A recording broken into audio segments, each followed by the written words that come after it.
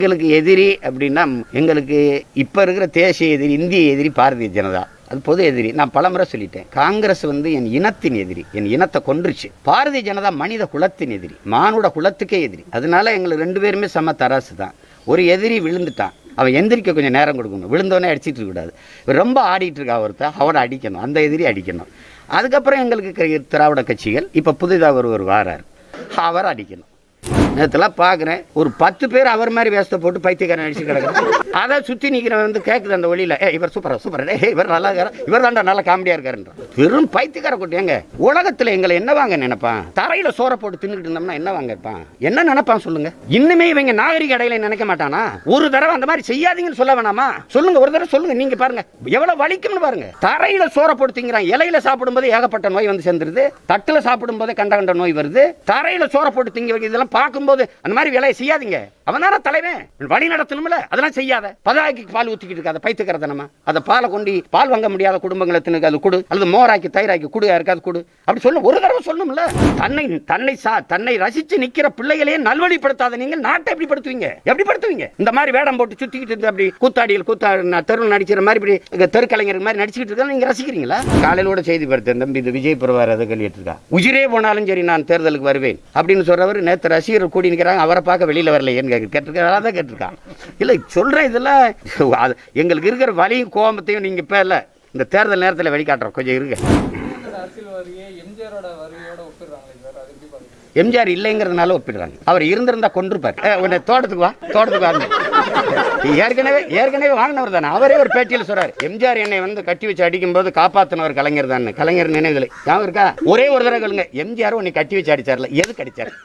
அதை மட்டும் சொல்லுங்க. எம்ஜிஆர் கட்டி வச்சு அடிச்சாருன்னு நீங்களே சொல்றீங்க. அப்ப என்னை கலைஞர் தான் தலையிட்டு காப்பாத்தினார் அப்படின்னு. அப்போ ஏதோ சேட்டா போயிருக்காரு, கட்டி வச்சு அடிச்சாரு.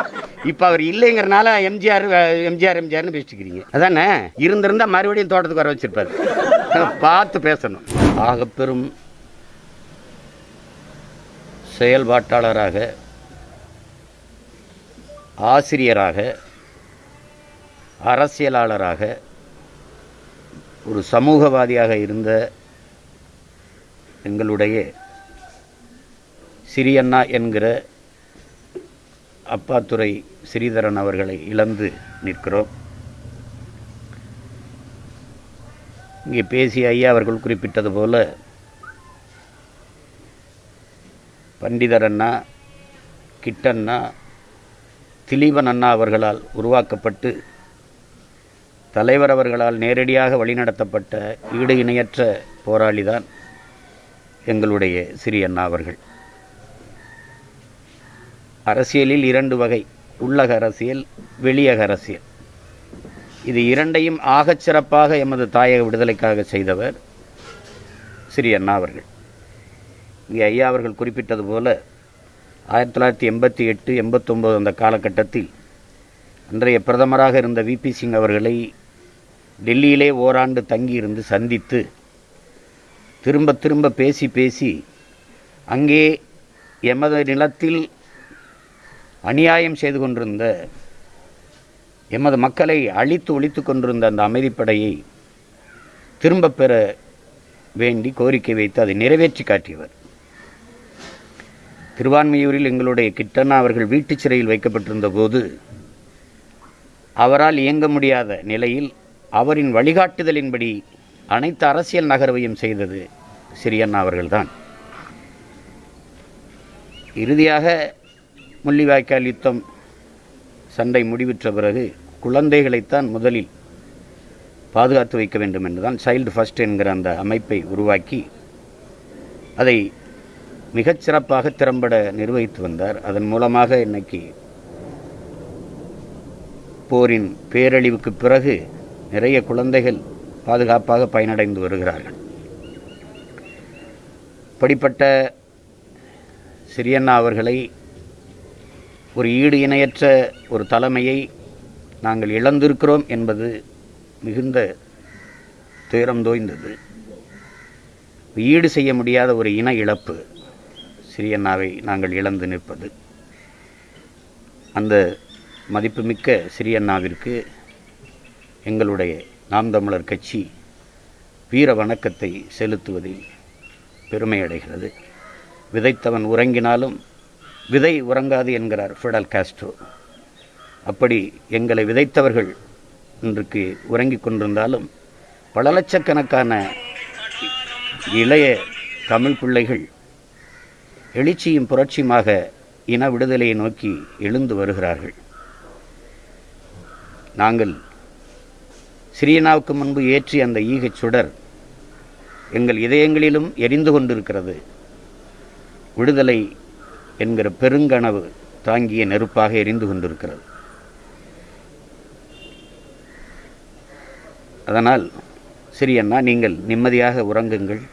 உங்கள் உடன் பிறந்தவர்கள், உங்கள் பிள்ளைகள், உங்கள் வார்ப்புகள், உங்கள் வளர்ப்புகள் உங்கள் கனவை நிறைவேற்றாமல் ஓயமாட்டோம் என்கிற உறுதியை ஏற்கிறோம். தானே டெல்லியில் தொடர்ந்து போராட்டம் நடத்திருக்காங்க. சூழலில் டெல்லி போராட்டத்தில் மாவோயிஸ்ட் ஊடுருவிட்டதா மத்திய அரசு சொல்லுது. எப்படி பார்க்குறீங்க சார்? நாளைக்கு அவங்க நாடு முழுவதும் போராட்டத்துக்கு அழைப்பு கொடுத்துருக்காங்க. நாம் தமிழோட நிலைப்பாடு எப்போவுமே அரசு மக்களின் பேரெழுச்சியான இந்த புரட்சிகரமான போராட்டங்கள் வரும்போதெல்லாம் சமூக விரோதிகள், ஊடுருவல், அப்புறத்தை தேச விரோதிகள், மாவோயிஸ்டுகள் இதை தொடர்ச்சியாக பழி சொல்லுது. தூத்துக்குடியிலையும் அதான் சொல்லிச்சு. நீங்கள் பார்க்குறீங்க. அது முன்னாளுடைய ரிசர்வ் பேங்க் கவர்னர் ரகுராமராஜன் சொன்னார் பாருங்க, முதலாளிகள் கையில் நாடை கொடுத்துட்டு மக்கள் செய்கிற கிளர்ச்சிகளை எதிர்கொள்ள முடியாமல் அரசு தவிக்கிறதுன்ட்டு. அதான் உண்மை. அது மாவோயிஸ்ட்டுனா அவன் இந்த நாட்டு குடிமகன் தானே, அவன் பசிக்கிறதுல சோறு சாப்பிடுவான்ல, அவன் போராட வரமாட்டானா? மாவோயிஸ்ட்டு ஊடுருவுற அளவுக்கு நீங்கள் என்ன பண்ணிகிட்டு இருக்கீங்க? இது மக்கள் போராட்டம் தானே, இத்தனை நாள் மக்கள் போராட்டம் தானே. மக்களின் போராட்டங்களுக்கு மதிப்பளிக்காத அரசை நீங்கள் எப்படி அரசுன்னு கவனிப்பீங்க? மக்களின் கோரிக்கைகளை நிறைவேற்றி தருவதற்காகத்தான் இந்த அதிகாரத்தையே மக்கள் நிறுவுகிறார்கள். அது மக்களின் நலன் சார்ந்து, மக்களின் எதிர்கால நல்வாழ்வு சார்ந்து சிந்திக்காத ஒரு அதிகாரத்தை நீங்கள் எப்படி எடுத்துக்கீங்க? நான் ஒருவேளை டெல்லிக்கு போனாலும் மாவோயிஸ்ட் வந்துக்காரு தான் சொல்கிறேன்.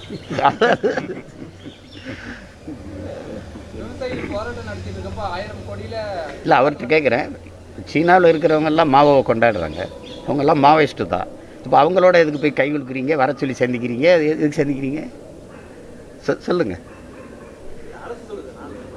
அப்புறம் அந்த அரசுக்கிட்ட ஒரு தடவை கேளுங்க. ஒரே ஒரு தடவை பிரதமரை இதே மாதிரி நின்று பேசிட சொல்லுங்கள். உங்களை மாதிரி ஊடகவியலாளர்கிட்ட ஒரு தடவை சந்திக்க சொல்லுங்கள். ஒரே ஒரு தடவை சந்திக்க சொல்லுங்கள். இந்த கேள்வியெல்லாம் நீங்கள் கேட்பீங்கல்ல, பதில் இருக்காது. அதுதான் பிரச்சனை. அங்கே தான் இருக்கோம். நாங்கள் இருக்கோம். நீங்கள் பார்க்கலையா?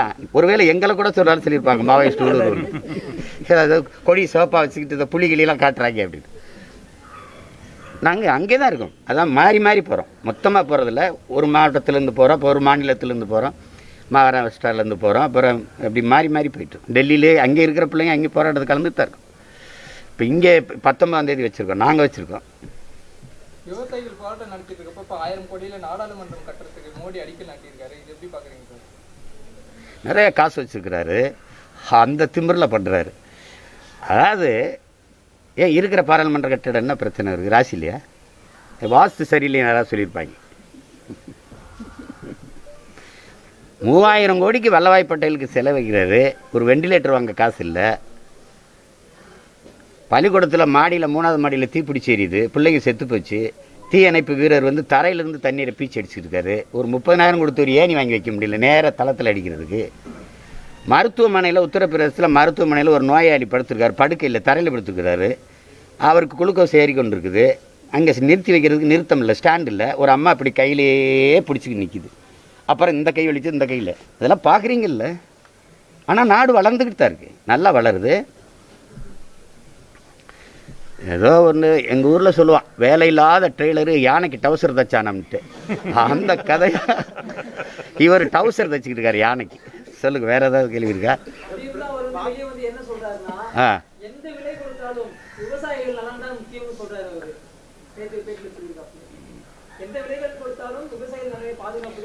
அவரை பொறுத்த வரைக்கும் அதானி அம்பானி விவசாயி தான். அது தெரியுமா? அதானி ஃபார்ம்னு வருது இல்லை, அதானி விவசாயி தான். அவர் அந்த விவசாயம் சொல்கிறார். அங்கே போராடிக்கிட்டு இருக்க விவசாயத்தை அவங்கெல்லாம் மாவோயிஸ்ட்டுகள். அவரை பொறுத்த வரைக்கும் வேளாண்குடி மக்கள் கிடையாது. பாரதியார் பிறந்த நாள் விழாக்கு மோடி பேசும்போது தமிழ்ல பேசுறாரு, பாரதியார் பாடல்கள் சொல்றாரு, அச்சமொழி சொல்றாரு, உமன் நம்பர் பற்றி பேசுறாரு. அதான் அவர் அந்த பாடலை இந்த மாதிரிலாம் பாடிடுவாங்கன்னு தான் நம்ம பாட்டை முன்னாடி செத்துட்டான். வந்து இளம் வயதிலே இறந்து போனதுக்கு காரணம் அதை ஒரு தடவை அவர் கேட்டிருந்தாருன்னா என்ன இருப்பார் சொல்லுங்க. காந்திக்கு கடிதம் எழுதுறாரு ஒரு தமிழ் புலவன், இங்கிலீஷில் எழுதுறாரு. நீங்கள் தமிழில் எழுதலைன்னு. அடுத்தவனை திட்டுறதுக்கு என் தாய்மொழியை நான் பயன்படுத்த மாட்டேங்கிறான் நம்ம பாட்டேன். இந்த மாதிரியெல்லாம் பாடுறதை கேட்டிருந்தா இங்கேருந்து டெல்லிக்கு போய் என்ன பண்ணியிருப்பாருன்னு தெரியாது அவர். அவர் சும்மாவே கோவக்காரன். உங்களுக்கு சொல்லுங்க.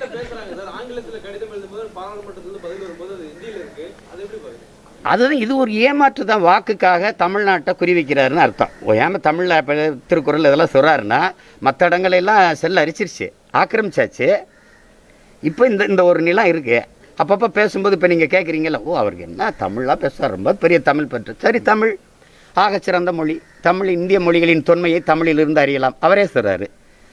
தமிழில் நிறைய இதெல்லாம் இருக்குது, அதில் திருக்குறள் அதெல்லாம் நீங்கள் சொல்கிறீங்க. சரி, அந்த தமிழ்மொழி மீட்சிக்கு அது வாழ்கிறதுக்கு ஏதாவது ஒன்று இருக்கா? இப்போ நாடங்களும் தமிழை படிங்கன்னு சொல்லலையே, நாடங்களும் சமஸ்கிருதம் படிங்கன்னு சொல்லுவீங்க. கேந்திர வித்யாலயா நவோதயா பள்ளியில் தமிழ் இல்லையே, இந்தி இங்கிலீஷு சமஸ்கிருதம் தானே இருக்குது. அப்போது ஓட்டுக்காக எங்களை அப்படி வாக்கு பறிக்கிறதுக்காக அப்படி ஏமாத்துறது, ரெண்டு இதை எழுதி வச்சுக்கிட்டு படித்து விட்டு போகிறது. நாங்கள் அதுக்கெல்லாம் ஏமாறுற கூட்டம் கிடையாது. எங்கள் பாட்டன் பட்டுக்கோட்டை பாருநம்ம, நாங்கள் ஏமாற மாட்டோம், யாரையும் ஏமாற்ற மாட்டோம். அதுதான் எங்கள் நிலைப்பாடு. தமிழகத்துக்கு ஜிஎஸ்டியோட நிலுவைகள் நிறைய இருக்கும்போது இந்த புயலுக்கு ரொம்ப அறிவிப்பு கொடுத்தாங்க. கடந்த 2 புயலுக்கும் நாங்கள் உடன் இருப்போம், எந்த உதவியும் செய்வோன்ட்டு. தேர்தலுக்கான வேலைகள் நினைக்கிறீங்களா? அது எப்படி பண்ணுங்க? அதான் நம்ம வரியை தடையின்றி கொடுத்துடணும் அவங்கக்கிட்ட. அவங்க வரியை திருப்பி நமக்கு தர்றதை அந்த நிலைமையில் நாங்கள் இல்லைன்றுவாங்க. இப்போ நம்ம என்ன பண்ணணும், நாங்களும் உங்களுக்கு வரிக்கற்ற நிலைமையில் இல்லைன்னு நம்மளும் சொல்லிடணும். அது அப்போ தான் சரியாக வரும். அதை சொல்கிறதுக்கு ஒரு அதிகாரம் இருந்துச்சுன்னா, இப்போ நான் முதலமைச்சர் ஆகிட்டேன்னு வச்சுக்கிறீங்களேன், மத்திய அரசுக்கு நிதி எதுக்கு ஒரு தடவை சொல்லுங்கன்னு கேட்பேன். நான் தர்றேன், எதுக்குன்னு சொல்லுங்கள்.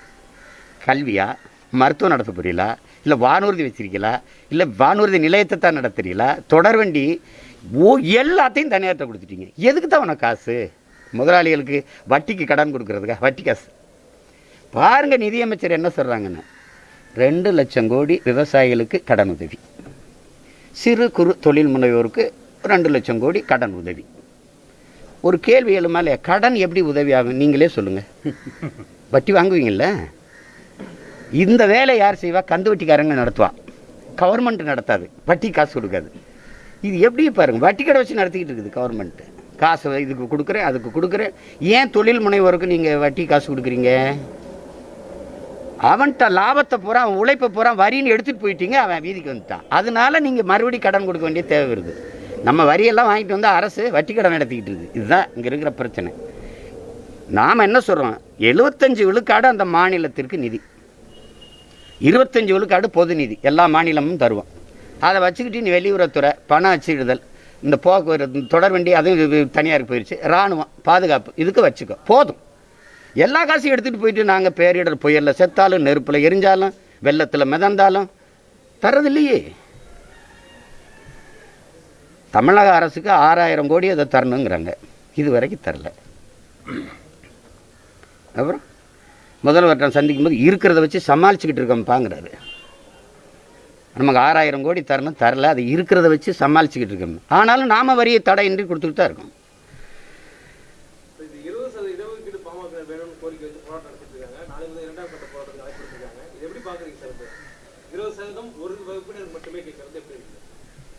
இல்லை அப்படி இல்லை, அது எங்கள் ஐயாவுடைய விருப்பம். அவர் எப்பவுமே இடஒதுக்கீட்டு இதில் உறுதியாக நின்று போராடுவார், அதில் நம்ம ஒன்றும் சொல்ல முடியாது. ஆனால் எங்கள் ஐயாட்ட எனக்கு வருத்தம் இருக்குது. இடஒதுக்கீட்டில் தொடக்கத்திலேருந்து நான் ஐயா கூட இருந்தவன், அவர் அதில் உறுதியாக இருப்பார். அது ஒடுக்கப்பட்ட பிற்படுத்த மக்களுக்கான உரிமையை அவர் பெற்றுக் கொடுத்துடணும்னு நினைக்கிறாரு, அதில் அது சிக்கல். ஆனால் எங்கள் ஐயா இந்த பொருளாதார அடிப்படையில் இடஒதுக்கீடை கூட்டணி தர்மத்துக்காக ஏற்கிறேன்னு சொல்லிட்டு வந்ததை நான் ஏற்கலை. அது எங்கள் ஐயா அப்படி பேசிடக்கூடாது. அப்போ அதை ஏற்றுக்கிட்டு இந்த இடஒதுக்கீடுக்கு நம்ம போராடிக்கிட்டு இருக்கிறது அர்த்தமற்றதாயிரும். அதை ஒரு அந்த போராட்டத்தை நம்ம ஒன்று அதை ஆதரிக்கத்தான் செய்யணும், அதை ஏற்கிறேன். 2011 காங்கிரஸ் எதிர்ப்பது பிரதானமா நிறுத்தி நாம் தமிழர் போட்டிட்டது வேலை செய்தது. இந்த 2021 நாம் தமிழருக்கு பிரதான எதிரியாக கேட்குறாரு. காங்கிரஸ் இல்லை, அது முடிஞ்சிருச்சு. இப்போ எங்களுக்கு எதிரி அப்படின்னா எங்களுக்கு இப்போ இருக்கிற தேசிய எதிரி, இந்திய எதிரி பாரதிய ஜனதா, அது பொது எதிரி. நான் பலமுறை சொல்லிட்டேன். காங்கிரஸ் என் இனத்தின் எதிரி, என் இனத்தை கொன்றுச்சு. பாரதிய ஜனதா மனித குலத்தின் எதிரி, மானுட குலத்துக்கே எதிரி. அதனால எங்களுக்கு 2 பேருமே சம தராசு தான். ஒரு எதிரி விழுந்துட்டான், அவன் எந்திரிக்க கொஞ்சம் நேரம் கொடுக்கணும், விழுந்தவனே அடிச்சிட்டு இருக்கக்கூடாது. ரொம்ப ஆடிட்டு இருக்கா ஒருத்தர், அவனை அடிக்கணும், அந்த எதிரி அடிக்கணும். அதுக்கப்புறம் எங்களுக்கு திராவிட கட்சிகள், இப்போ புதிதாக ஒருவர் வாரார், அவர் அடிக்கணும். அவர் எங்களை அவமதிக்கிறார். அவர் என்னை வாழ வச்ச மக்களுக்கு நான் வந்து ஏதாவது செய்யணும். வந்து ஒன்றும் செய்ய வேண்டியதில்லையே, சம்பாரித்து வச்சிருக்கிற சொத்துல பாதி எழுதி வைங்க, அதுவே போதும். முதலமைச்சராக வந்து தான் செய்வார்னா எப்படி? அது அரசியல் செய்ய மாட்டார், நேர தேர்தலுக்கு வந்துடுவார். பொண்ணு பார்க்க வரமாட்டார், பத்திரிக்கை அடிக்க வரமாட்டார், உடை வாங்க வரமாட்டார், பத்திரிக்கை கொடுக்க வரமாட்டார், நேரம் மனமடைக்க வருவார், தாலியை கட்டிடுவார். என்ன ஒரு, அதாவது நீங்கள் பாருங்கள், உலகத்திற்கு அறிவை கடன் கொடுத்த ஒரு இனத்தின் மக்கள் நாங்கள். உலகில் பல நாடுகளை வென்று 3வது பெரிய வல்லரசை நிறுவியவன் எங்கள் பாட்டன் அருண்மொழி சோழன், அரசேந்திரனும். ஆகப்பெரும் பேரரசுகளை நிறுவிய பெரும்பாட்டனின் பிள்ளைகள். கொடையிலேயே, அதாவது மன்னர்கள் எவ்வளோ பேர் இருந்திருக்கான், அதில் வள்ளல்களாக இருந்து நாட்டை ஆண்ட மன்னர்கள் எங்களுடைய மூதாதைகள். அறத்தின் வழி நின்று ஆட்சி செய்தவர்கள். அரசியல் பிழைத்தோருக்கு அறமை கூற்றாகும்னு எங்களுடைய சிலப்பதிகாரம் சொல்லுது. இப்படி எவ்வளவோ ஒரு அறிவில் சிறந்த ஒரு இனக்கூட்டம், சான்றோர்களும் நிறைந்து வாழ்கிற ஒரு இனம் இது. இதில் ஒருத்தனுக்கு கூடவா எங்கள் இனத்தை தலைமையேற்று வழிநடத்துறதுக்கு தகுதி வரல? சரியில்லை, அவர் சரியில்லை. அதனால் நீங்கள் என்ன இதில் சரியாக இருந்துட்டீங்க? நீங்கள் எதில் சரியாக இருந்துட்டீங்க? எப்படி எடுத்துக்கிறது பாருங்கள். ஒரு இனத்தையே அவமதிக்கிறார் இவர். வந்தவுடனே அவர் ஏதோ ஒரு இந்த கூட்டம் ஒரு அறிவற்ற கூட்டம், இதுக்கு இன உணர்வு மான உணர்வுலாம் செத்து போய் மழுங்கி போச்சுன்னு நினச்சிக்கிட்டு சேட்டையை கட்டிக்கிட்டு நேரத்தெல்லாம் பார்க்குறேன், ஒரு 10 பேர் அவர் மாதிரி வேஸ்தை போட்டு பைத்தியக்காரன் அடிச்சு கிடக்குறேன். அதை சுற்றி நிற்கிறவன் வந்து கேட்குது அந்த வழியில், இவர் சூப்பர், இவர் நல்லா இருக்கார், இவர் தாண்டா நல்லா காமெடியாக இருக்காருன்றான். வெறும் பைத்தியக்கார கூட்டியாங்க. உலகத்தில் எங்களை என்ன வாங்க நினைப்பான்? தரையில் சோறை போட்டு தின்னுக்கிட்டு இருந்தோம்னா என்ன வாங்க இருப்பான்? என்ன நினைப்பான் சொல்லுங்க? இன்னுமே இவங்க நாகரிக அடையில நினைக்க மாட்டானா? ஒரு தடவை அந்த மாதிரி செய்யாதீங்கன்னு சொல்ல வேணாமா? சொல்லுங்க, ஒரு தடவை சொல்லுங்க. நீங்க பாருங்க எவ்வளவு வலிக்கும்னு பாருங்க. தரையில் சோறை போட்டு திங்கிறான். இலையில சாப்பிடும்போது ஏகப்பட்ட நோய் வந்து சேர்ந்துருது, தட்டில் சாப்பிடும்போதே கண்ட நோய் வருது. தரையில் சோறை போட்டு திங்க வைக்க, இதெல்லாம் பார்க்கும்போது அந்த மாதிரி வேலையை செய்யாதீங்க. அவன் தானே தலைவன், வழி நடத்தணும்ல. அதெல்லாம் செய்யாத. 10 பால் ஊற்றிக்கிட்டு இருக்காத பைத்துக்கிறதனமா. அதை பாலை கொண்டு பால் வாங்க முடியாத குடும்பங்களுக்கு அது கொடு, அல்லது மோராக்கி தயிராக்கி கொடு, யாருக்காது கொடு. அப்படி சொல்ல ஒரு தடவை சொல்லணும்ல. தன்னை ரசித்து நிற்கிற பிள்ளைகளையே நல்வழிப்படுத்தாத நீங்கள் நாட்டை எப்படி படுத்துவீங்க? இந்த மாதிரி வேடம் போட்டு சுற்றிக்கிட்டு இருந்து அப்படி தெருவில் நடிக்கிற மாதிரி இப்படி தெருக்கலைஞர் மாதிரி நடிச்சுக்கிட்டு இருக்கா நீங்கள் ரசிக்கிறீங்களா? சொல்லுங்க. காலையில் கூட செய்தி பார்த்தேன், தம்பி இது விஜய் பிரபார் அதை கல்விட்டுருக்கா, உயிரே போனாலும் சரி நான் தேர்தலுக்கு வருவேன் அப்படின்னு சொல்கிறவர் நேற்று ரசிகர் கூடி நிற்கிறாங்க, அவரை பார்க்க வெளியில் வரலையேன்னு கேட்டிருக்காங்க. தான் கேட்டிருக்கான். இல்லை சொல்கிறேன், இதெல்லாம் எங்களுக்கு இருக்கிற வலியும் கோபத்தையும் நீங்கள் இப்போ இல்லை, இந்த தேர்தல் நேரத்தில் வெளிக்காட்டுறோம். கொஞ்சம் இருங்க. வேற என்ன? எம்ஜிஆர் இல்லைங்கிறதுனால ஒப்பிடுறாங்க. அவர் இருந்திருந்தா கொண்டிருப்பார். உன்னை தோட்டத்துக்கு வா ஏற்கனவே வாங்கினவர் தானே. அவரே ஒரு பேட்டியில் சொல்றாரு, எம்ஜிஆர் என்னை வந்து கட்டி வச்சு அடிக்கும்போது காப்பாற்றினவர் கலைஞர் தான். கலைஞர் நினைவுகளை ஞாபகம் இருக்கா? ஒரே ஒரு தடவை கேளுங்க, எம்ஜிஆர் உன்னை கட்டி வச்சு அடிச்சார்ல, எதுக்கு அடிச்சார்? அதை மட்டும் சொல்லுங்க. எம்ஜிஆர் கட்டி வச்சு அடிச்சாருன்னு நீங்களே சொல்றீங்க. அப்போ என்னை கலைஞர் தான் தலையிட்டு காப்பாற்றினார் அப்படின்னு. அப்போ ஏதோ சேட்டா போயிருக்காரு, கட்டி வச்சாரு. இப்போ அவர் இல்லைங்கிறனால எம்ஜிஆர்னு பேசிக்கிறீங்க. அதானே? இருந்திருந்தா மறுபடியும் தோட்டத்துக்கு வர வச்சிருப்பாரு. பார்த்து பேசணும். சிறப்பாக இருக்கு. எல்லாத்தையும் ஒரே நேரத்தில் சொல்லிடக்கூடாது. Wait and sea.